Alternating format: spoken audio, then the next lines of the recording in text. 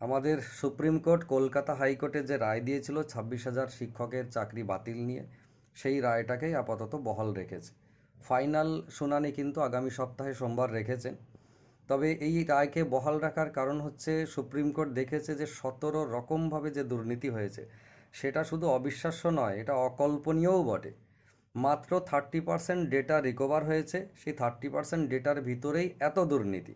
তাহলে total data recover হলে কি হবে? এখন প্রশ্ন হচ্ছে, টোটাল ডেটা কি রিকভার হয়েছে? একদম না। এসএসসি সমস্ত এমআরসিটি প্রায় নষ্ট করে ফেলেছে এবং তার যে মিরর ইমেজ সেটাকেও পর্যন্ত নষ্ট করে ফেলেছে। ফলে নতুন করে সেই ডেটা খুঁজে আনা কোনো সেকেন্ডারি রাস্তাও নেই।